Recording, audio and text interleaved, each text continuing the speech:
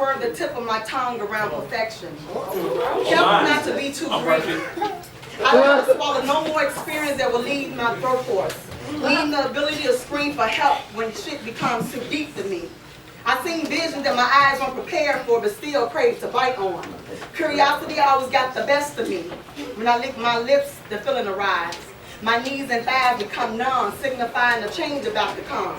Normally black is the cause of me shutting my eyes, too afraid to see the white light, but I ain't ready yet.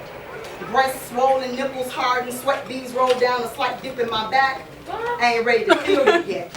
Chills create sounds of harps and violins that my fingers were never trained to play, although my sounds was better than those echoed through Carnegie Hall. But y'all ain't feeling it yet. Guaranteed a must check, your mind turned to sex. These words came to mind at 3 in the morning from lack of sleep, trying to decide, should I call his ass back yet? One line say my insides didn't want him, but something tingling felt like an itch that only he can scratch. But I'm not ready yet. Ready to feel like a fool again just for one night of meaningful, meaningless sex. Because I don't mean shit to him. And as time passed, I feel less damn near nothing for him, except flashbacks of inches that appears to rip my walls, tapping organs only doctors should be able to recognize. As he squeezed my thighs. Because see, he was similar to AIDS as I was the definition of herpes. We were toxin mixed from day one. He showed no signs of evil ways. My mood swings I kept in submission, but somehow he spread first, causing my outbreaks.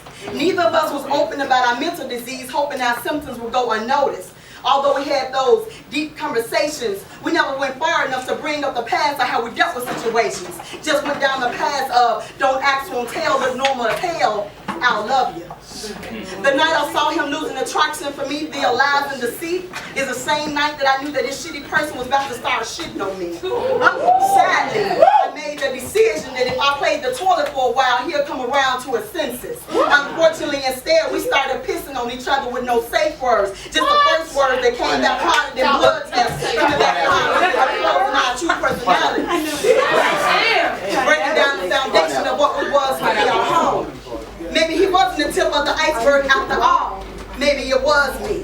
Him trying numerous times to break through my shield when he saw sadness in my eyes. Even before he knew soon he was to break my heart too. My silent stare must have pushed him to the edge. Once again, placing him in similar turmoil, he had just escaped. So that's the way the tall tale was expressed. On those relaxing nights, he opened up to me, sucking in all the bad decisions he made, followed by the women who hurt him badly, up to the plot that I was actually the saint that saved him. Until I felt the same curse they felt. All the things I believed was just a setup for the setup that was to come. No antibiotic was prepared to stop the symptoms he was about to drag me through.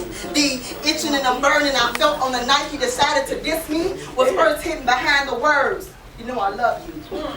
Never did the infection feel like love to me, but I was too blind to recognize the scars he carried created from the blisters I gave him.